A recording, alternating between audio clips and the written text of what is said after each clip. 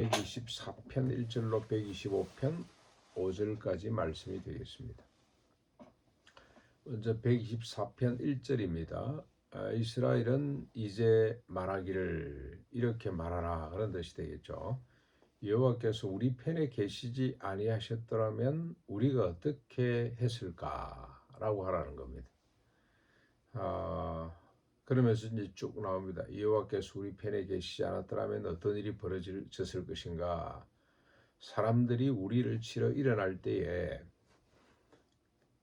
그들의 맹렬한 노염이 우리를 산채로 삼켰을 것이며, 그때 물이 우리를 휩쓸며 시내가 우리 영혼을 삼켰을 것이며, 그때 넘치는 물이 우리 영혼을 삼켰을 것이라, 그렇게 말하라는 겁니다. 여호와께서 우리 편에 계시지 아니하면 우리가 이렇게 된다는 거죠. 속절없이 당하는 겁니다. 그렇죠? 산채로 삼킨 바 집어 삼키게 되는 겁니다. 인간이 이렇습니다. 하나님이 함께 계시지 아니하면 아무리 강한 자도 거대한 죄악의 물결에 그냥 휘말려서 소멸되는 거죠. 그러나 6절입니다. 우리를 그들의 이에 씹히지 아니하게 하신 여호와를 찬송하자는 겁니다. 우리 영혼이 사냥꾼의 올무에서 벗어난 새같이 되게 하신, 그 올무를 끊으신, 그래서 우리를 벗어나게 하신 하나님을 찬양하자. 하나님이 우리와 함께 계시기 때문에 아무리 맹렬하게 사탄 마귀의 권세가 우리를 삼키려고 해도 우리를 삼키지 못하도록 하셨다는 겁니다. 그래서 마지막 8절에 124편의 결론이죠. 우리의 도움은 천지를 지으신 여호와의 이름에 있도다. 그러니까 자기 의지로 살지 말고 주체적으로 산다고 껍죽대지 말고 여호와의 이름, 여호와의 도우심 가운데 살자는 겁니다. 구원받은 성도에게, 오늘 우리들에게 꼭 필요한 영성이죠. 믿음입니다. 혼자서는, 인간의 힘으로서는 어쩔 수 없는 것이 인간입니다. 하나님께서 힘을 주셔야 되는 거죠. 사랑한다는 것도 마찬가지고, 고린도전서 13장 우리가 자주 인용합니다만은, 그건 사랑은 우리 사랑이 아닙니다. 우리가 그런 사랑할 수 있는 자가 아닙니다. 우리에게는 그런 사랑이 나올 수가 없습니다. 하나님의 사랑입니다. 그 사랑이죠. 그 사랑, 하나님이 공급해 주시는 사랑. 그래서 마더 테레사가 아주 유명한 말을 하고 우리에게 유산으로 남기고 돌아가셨는데, 자기는 사랑이 아니래요. 사랑을 전달하는 나선이죠. 축 처져버린 나선. 자기는 사랑을 그릴 수가 없는 사람이라, 몽당연필이라, 하나님의 손에 쥐어졌을 때 사랑을 그려낼 수 있다고 고백을 했는데 그 말이 맞는 것 같습니다. 그분은 평생을 사랑을 실천하며 살다 가신 분인데, 그분의 고백이 너무 우리에게 큰 울림이 되는 거죠. 우리가 영적으로 바로 서고 하나님의 뜻대로 행하는 것, 우리 의지로 되는 것이 아니고 하나님께서 우리와 함께 하심으로 가능한 일입니다. 그래서 이제 125편으로 넘어가서 이렇게 고백합니다. 여호와를 의지하는 자, 여호와를 바라는 자는 어떻게 되냐? 시온산이 흔들리지 아니하고 영원히 있는 것과 같아.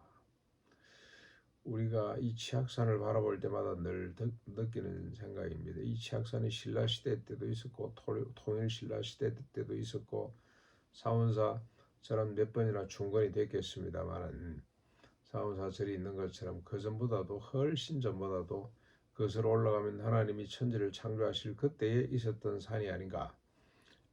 조금 지형의 변화가 조금은 있었겠습니다만은, 산을 볼 때마다 참 영원하다, 주님 오실 때까지 이 산은 그대로 있겠죠. 그러나 사람은, 짐승은, 그리고 식물은 소멸되고 또 존재가 사라지기도 합니다.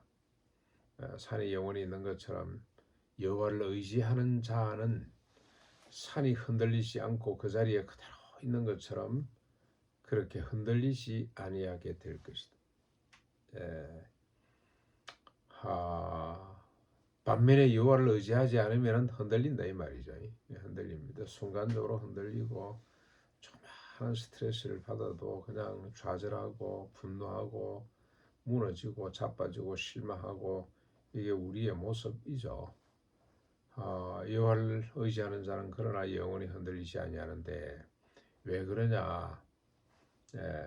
그래서 어떻게 하자는 거냐? 2절입니다. 산들이 예루살렘을 두름과 같이 여호와께서 그의 백성을 지금부터 영원까지 두르고 계시기 때문에 여호와를 의지하는 자는 흔들리지 않게 될 것이다. 여호와가 우리를 붙들고 있다고 생각하는 자, 우리가 하나님의 백성이 됐다고 믿는 자들은 흔들리지 말아야 된다 이 말이죠. 흔들려서는 안 됩니다. 하나님이 계시는데 왜 자꾸 흔들릴까? 참 부끄럽습니다. 순간순간 흔들리고 우리 가족들하고 서로 대면할 때 참 신경질을 내고 짜증을 내고 분노하고 싸우고 다투고 이런 모습들을 우리가 자주 보게 되는데 정말 하나님이 계시지 않는 것처럼 할 때가 너무 많습니다. 그래서 여호와를 의지하는 자로 살자.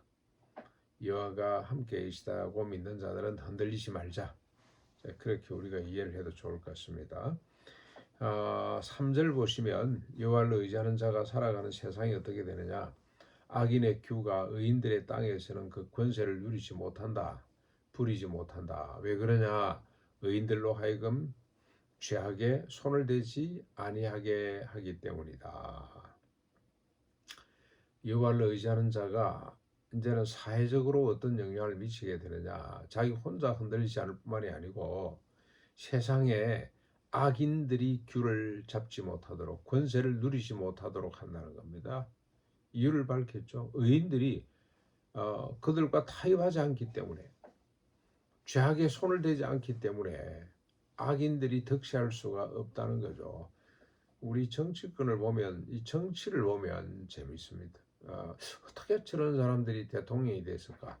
어떻게 저런 사람이 대통령이 안 될까? 이런 생각들을 할 때가 많은데 또 대통령이 된들 누가 대통령이 되고 안 되고를 떠나서 사람들은 정치라는 것은 그나물의 그 밥입니다.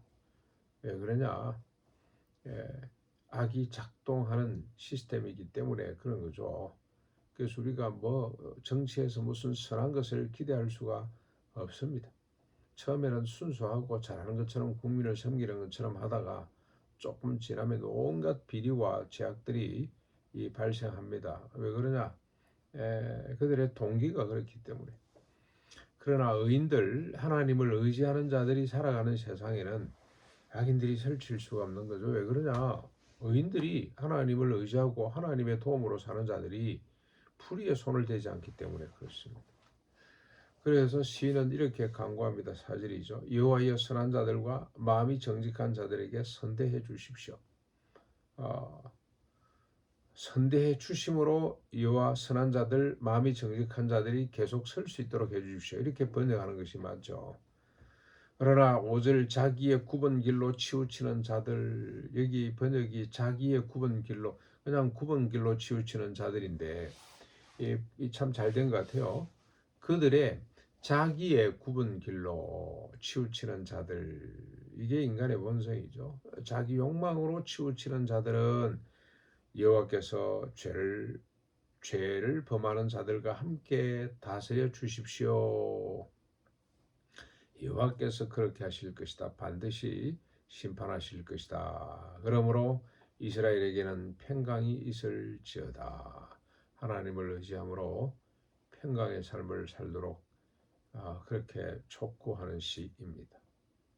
하나님 우리와 함께 하시고 또 백성들에게는 백성들아 하나님을 의지하고 흔들리지 않고 죄인들과 같이 살지 말고 거룩을 지키는 자들로 살아가자고 촉구하는 시가 되겠습니다. 중요한 건 오늘 우리들이죠. 우리들 하나님께서 우리 편에 계시지 아니하면 우리는 죄악에 삼켜질 수밖에 없다는 사실을 순간순간 잊지 않고 겸손하게 주님을 바라봄으로 오늘도 견고히 서는, 그래서 평강을 누리고 끼치는 복된 하루가 될 수 있기를 바랍니다. 스트레스 요인이 생길 때마다 우리 감정의 변화가 생길 때마다 바로 하나님을 의지하고 하나님을 부르고 하나님의 도우심을 간구하는 그런 하루가 될 수 있기를 바랍니다.